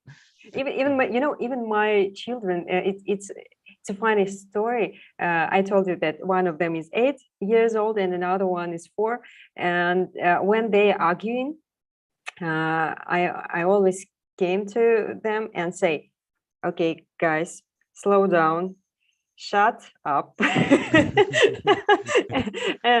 And they just like, what happened?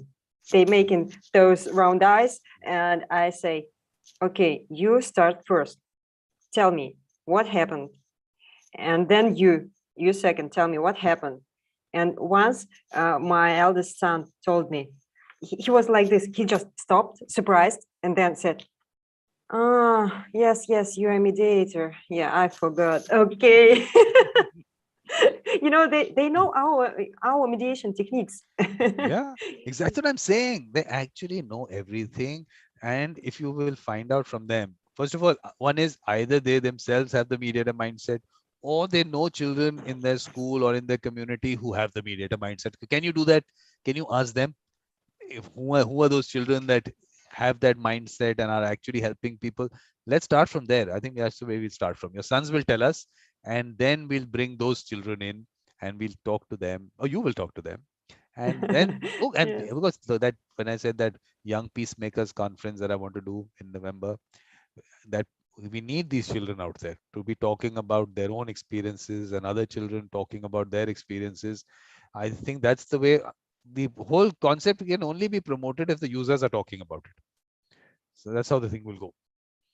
Right. So, but I was okay. For now, I'm still not going to give up on the website thing because I want to take you through things so that beyond that, you will find the links. So you find all the links to all the sessions and links to the people who were in the session. So these are basically LinkedIn and Facebook. You can click there. Okay, so this is like okay. So they are 97. So I will take you down to the 97th.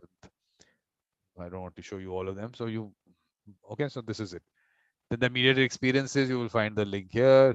Mediation, some lectures about mediation that I did, which now I'm going to structure it into a program, a kind of a skill development program, because I don't like to use the word training because I'm saying that the people with the mediator mindset already have the skill. We just have to develop it.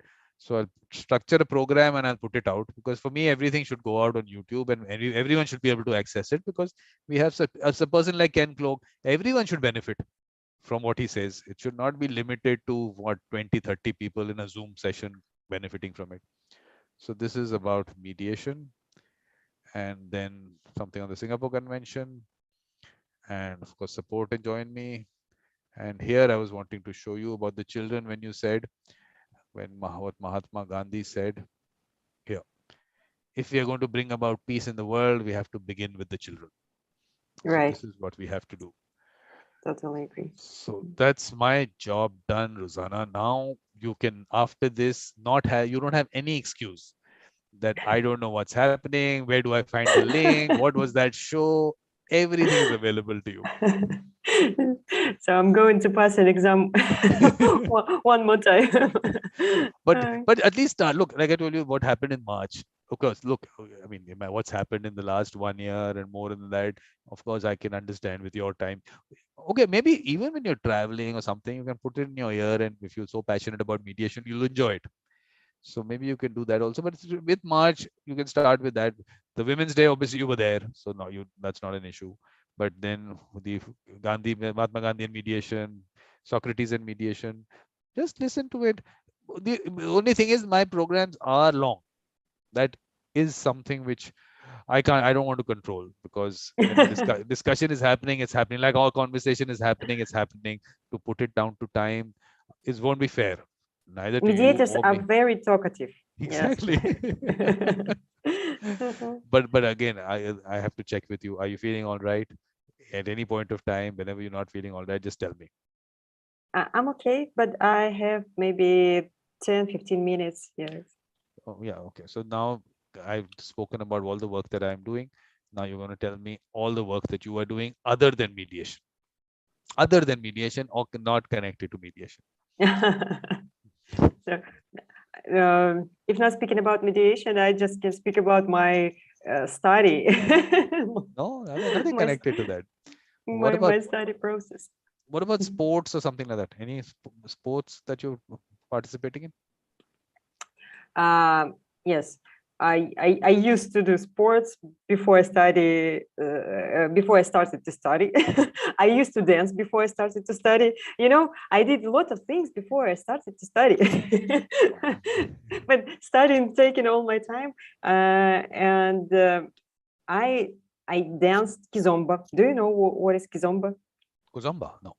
Zumba I've Kizomba. heard, but no, I haven't heard Kizomba. This is naturally it came from Africa, but now they dance it everywhere, and I love it, and I really want to continue dancing. But I hope that I will try to continue it in summertime because my study will finish in May, and then we're gonna have vacation, 3 months of vacation. So I will continue to dance and go to sports. But this is different from Zumba.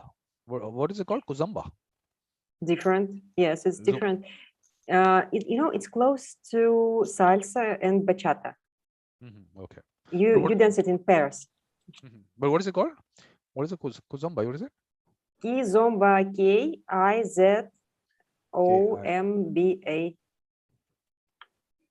Kizomba. Kuzumba dance. Let's see what it's all about.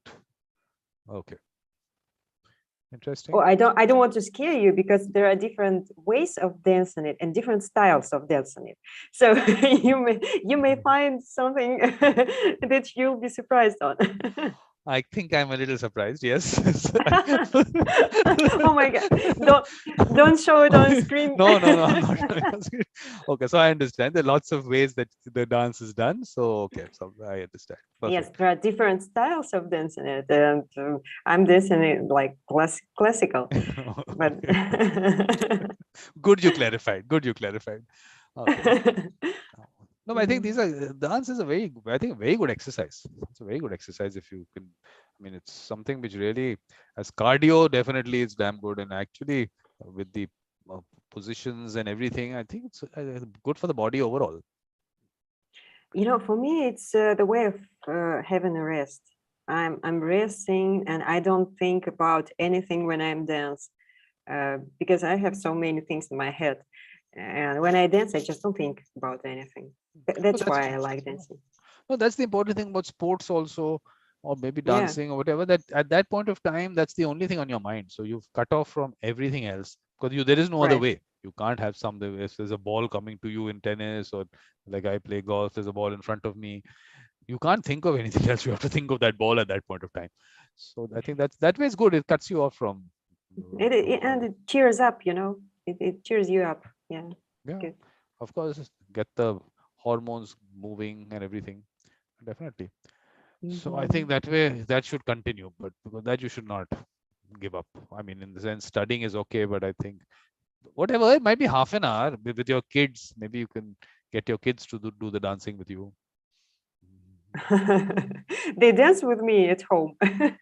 Crazy, crazy dances with children. Yeah.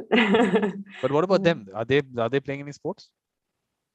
The eldest son, he goes to gymnastics. And the youngest son, he goes to karate. Okay. But he's young. He's too young for something serious, and he do karate, but it's like for children. And the eldest, he also went to play guitar. He plays guitar. They do a lot of things at school, so they're also busy. He's at school from 9 in the morning until 6 in the evening, so That's the whole long. day. That's long. Yeah, I mean, in the sense that means that they're actually going to have their lunch there, and maybe what, they'll sleep there also. And no, then they don't sleep, but they go to walk outside, and they eat. Yes, this is private school. They do their homework at school. They do everything at school. So when he comes home, he just resting, watching TV, talking to us. That's it. We don't do homework at home.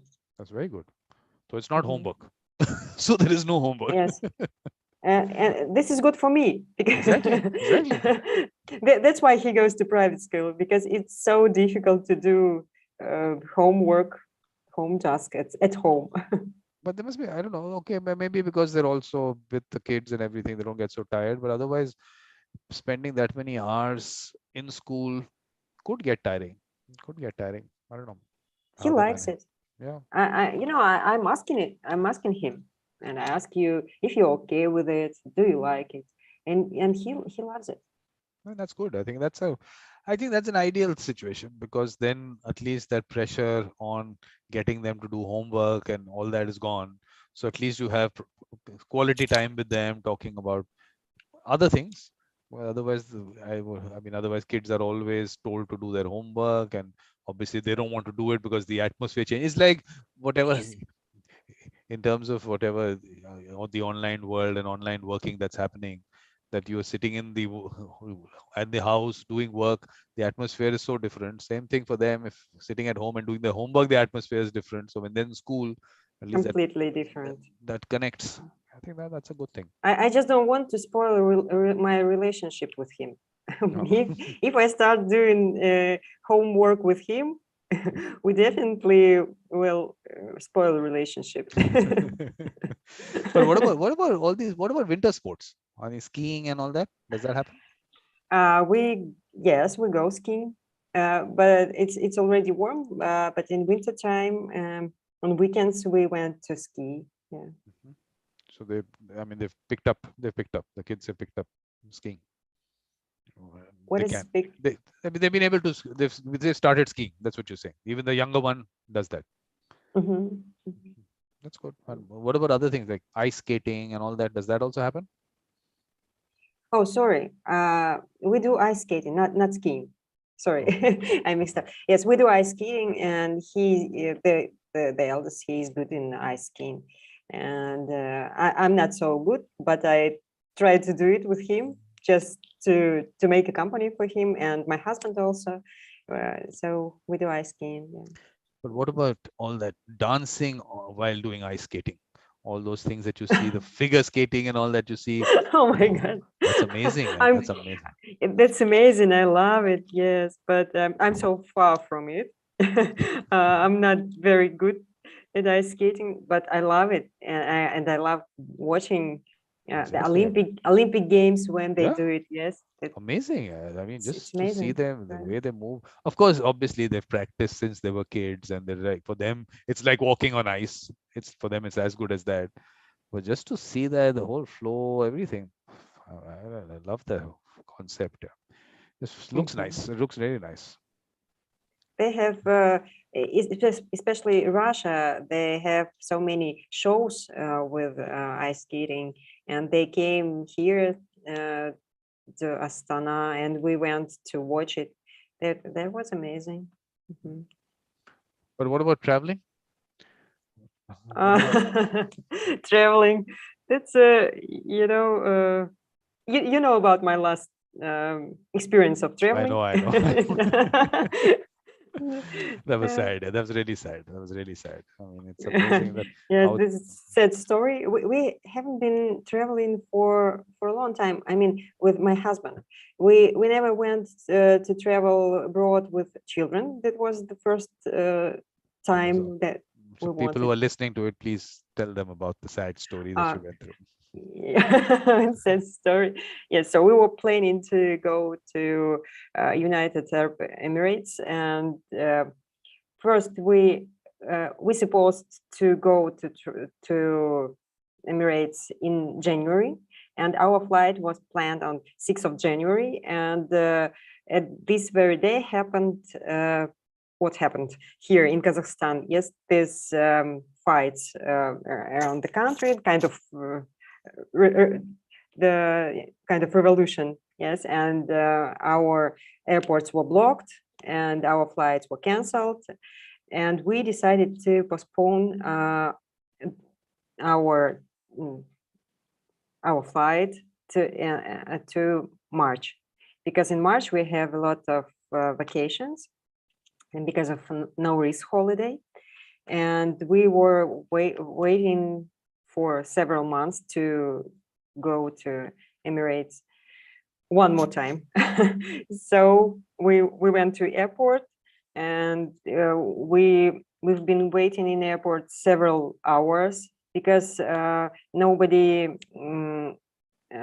told us that flight was postponed once again for several hours. So we were waiting, and then we went to check in. The lady who was checking the documents told us that our PCR test was how to say it, expired. Yes, expired. It was expired. Can you imagine what we felt? There was I know how many times we tried to go to this Emirates. Maybe 6 or so, someone somewhere is telling you, Ruzanna, stay in Kazakhstan. Don't go to the Emirates. Home. Yes, don't go to travel anywhere. So there was maybe 6th or 7th attempt to go abroad with children. So we decided that somebody predicting us, maybe. Yes, we lost a lot of money. but we decided, it was like, let's pay with money, maybe for something bad that could happen with us. Exactly. I mean, everything happens for the best. Like I sent that message to you, and you Yes, said here also we say the same thing. the same words. But I'm just looking at it. You can go by road through Uzbekistan, Turkmenistan. Can you drive through Iran? Are you allowed to drive through? Is there any problem there? Driving through Iran? Iran, I don't know if we have to have visa, maybe. I don't know. Yeah, but do they? So there's not a problem, is it? But I was in Georgia this summer, but without my family.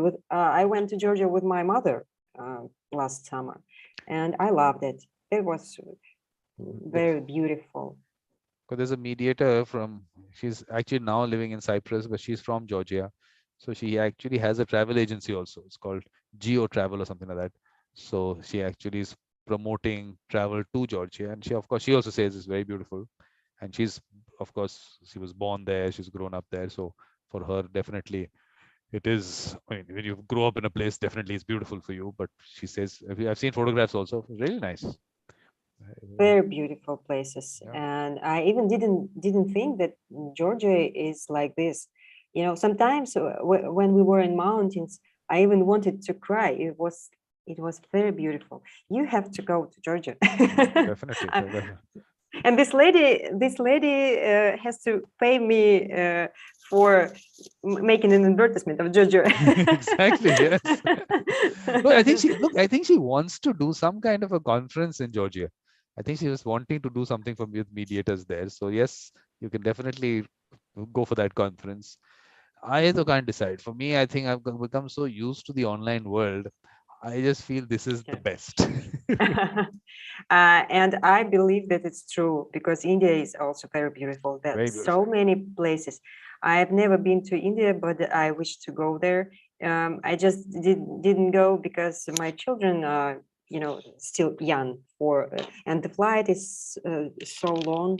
I was in Thailand, and I know that places can be like Thailand, China, and they have some like places. Yes. Yeah, the thing is, look, it is very diverse because India has every kind of terrain that you would want. I mean, you have cold deserts, you have hot deserts, you have the beaches, and you have high mountains. The Himalayas. Himalayas are really high. In Europe, the mountains are not very high. I mean, here the mountains that we have are really high. So I mean, you're talking about what? I think about 8,000 meters. 8,000 meters. I think that the highest mountain in Europe is about, I think, 6,000 something meters. So we have that part there. Of course, you have, like I said, beaches and everything. So it is a place where there is a lot to see, but I don't think a lifetime is enough. A lifetime is not enough. It's too huge, too huge. I mean, I sometimes do feel that we should just get out and just drive around and see a lot of it. But then you never ever get to do it because the journeys are really long. I mean, I think from Delhi to the tip of, how far is, let me see, the tip of India. I mean, the southern tip. I'm not on the northernmost point of India. Okay. So let's just see what from here to the here to the southernmost point is how much. Let's see. That should be interesting. I also never seen the in terms of kilometers. But do you travel a lot? Yeah, I mean, in India, around India. Yeah, I've done my traveling. I think I've done my traveling. I know that I can't see everything. I know that. So I've created this bubble for myself. And for me, when morning golf, do my work after that, and now promote mediation in the evenings. It's become like, this is life. This is it. I was telling my wife, I think yesterday. Ideal way of living, yes. Yeah, I think just get fixed in that, because look, I enjoy each of those things that I do. So for me, it's ideal that I'm not spending time just on the road or anything, wasting it in a way, and I'm actually getting optimum time to do what I love doing.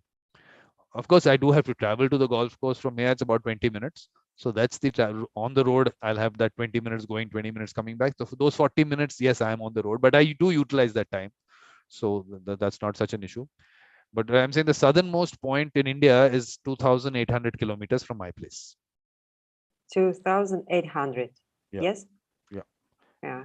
And let's see from Mountain. and what is from Nur Sultan to what is the furthest place from your house? The furthest point in Kazakhstan is what point? Which place? I'm thinking about it. Mm, maybe Almaty. It's about 2,000 kilometers. Almaty Almaty. from Nur Sultan. From Nur Sultan, it's 1,200.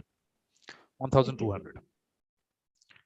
It's only How many? 1,200. 1,200. 100, 2,000. No, 1,200. 1,200. 1,200. So it's almost more than double from the southernmost point in India is more than double. But Nur Sultan is not the what is the northernmost point in Kazakhstan? What would be the northern? Maybe no, it's western. Northern is Kustanai, maybe Kustanai. The Kustanai is the place of my birth. It's not too far. Five hours by car from Nur Sultan. So how do you spell it? How do you spell it? K. K. K. Yes. Ostanay.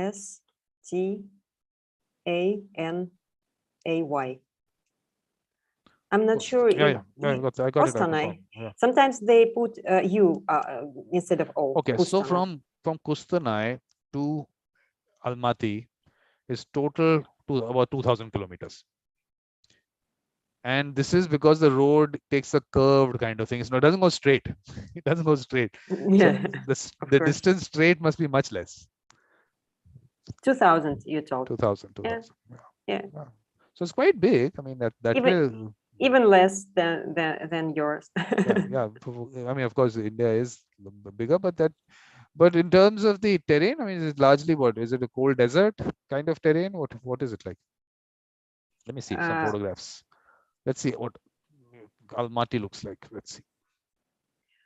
Almaty. I think that Almaty is the most beautiful part of Kazakhstan because it has mountains. Oh wow! Yeah, it's really beautiful. It's really beautiful. Let's beautiful. Put it out there. Let's put it. And this is a border with China, and they have Tian Shan mountains there. Nice. I like that backdrop of the mountains. It's beautiful. Have you been to the big Almaty Lake? No, I wish to go. This is what I wanted to tell you about. This is amazing. Yeah, look at this. Beautiful, beautiful. But now I will show you a lake in India, which is, I would think, of course, kind of the same. Let's see. Let me see if I can find that lake. What is that? What is the name? Pangong. But I think, let me see. Pangong. How do you spell it? Let me also see. Pangong Lake. Let's see now. Okay, so now you see this also. So you will get to know that yes, terrain-wise we have everything here.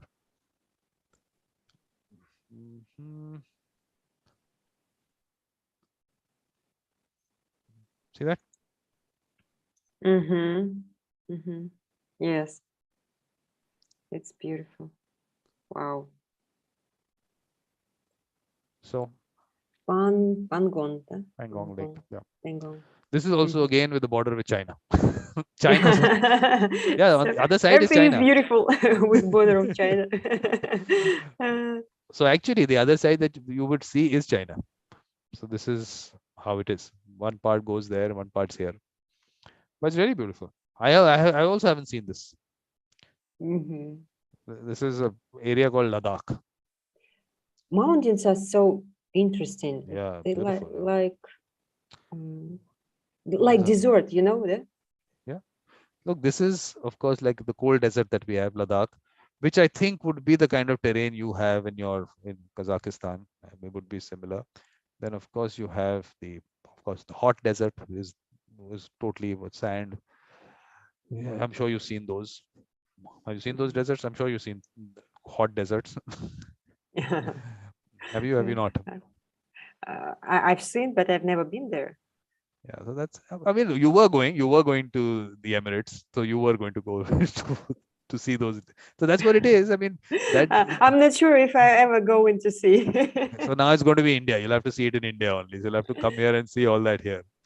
You'll see the Panglong Lake and you'll see the desert, the Emirates and I all. Everything is understood. out. Yes, I understood that it's better to go to India and to see everything there, Everything, and exactly. not to go anywhere else. Exactly. Everything. We have everything here. Wow.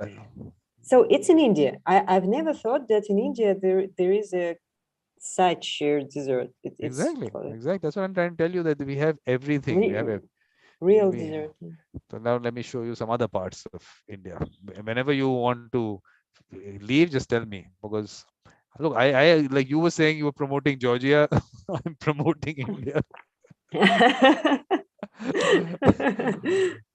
Look, it is the country has everything. I mean, why not? Why not put it out? Does anybody paying you interest for this advertisement? No one pays me for anything I do. I do everything for free. For free.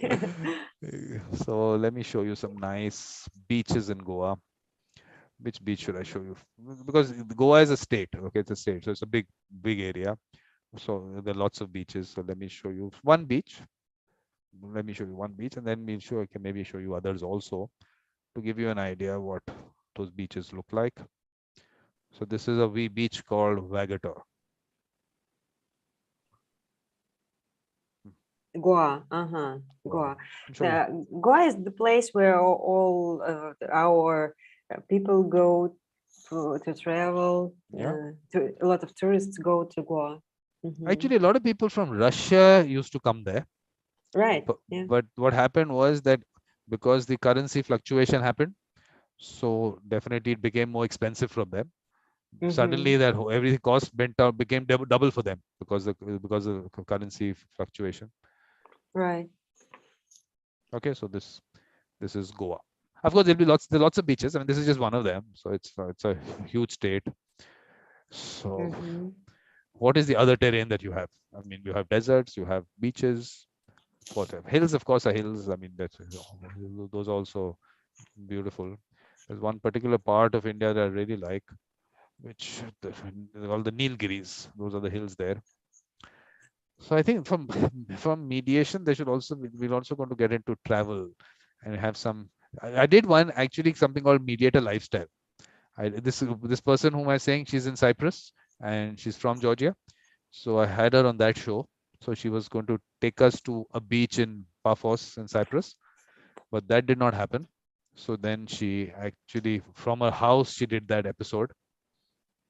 So that I'd love to go to Cyprus. This is the place that we were talking about with my husband when we decided that Emirates not for us.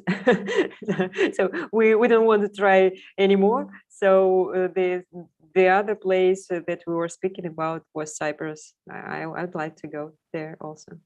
Well, definitely. I mean, so this is which part? This is beautiful. This is a place called Borovoy, and we call it Kazakhstan, Switzerland. It's near to Nur Sultan, near to my place. It's about 200 kilometers, just 2 hours by car from the place where I live. Very nice, beautiful place. Yes, this is what we have near to us, and we can go just on weekends to Borovoy. And there is wildlife also. Yeah. The thing is that it seems when I see this road, at least the road network is good. I mean, the road condition is good. In Borovoy, yes, it's good.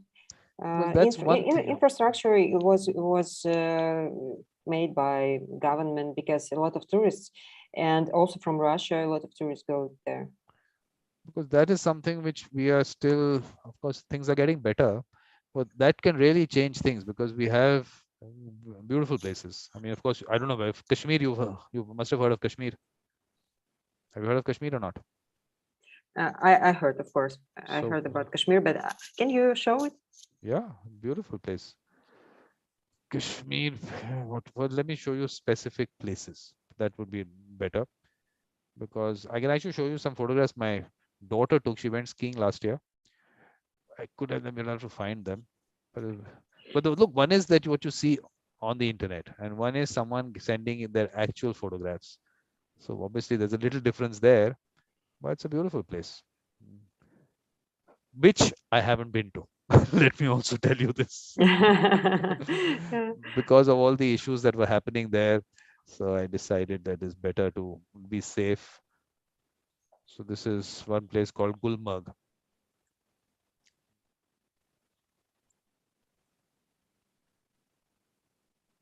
So this is where my daughter's gone for skiing.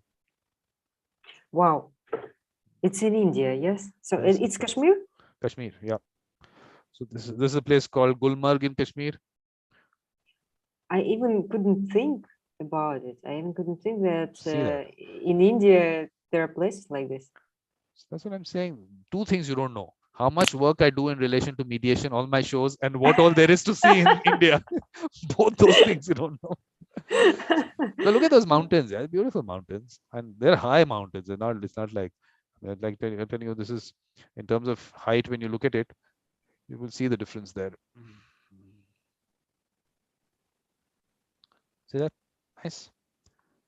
So that's one particular place in Kashmir. So similarly, there are other nice places which I will also find for you.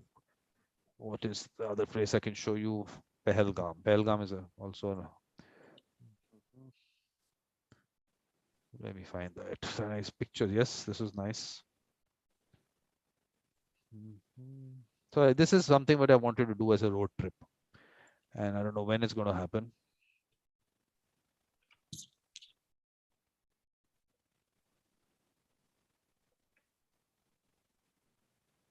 Yes. Wow, it's very beautiful.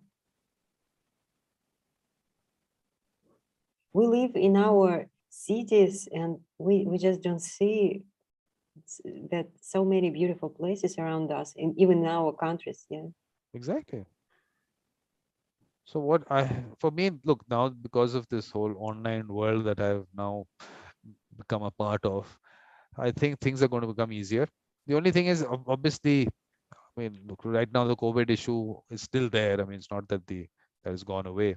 So maybe for some time, take a little more precaution, and then maybe work from anywhere in the world.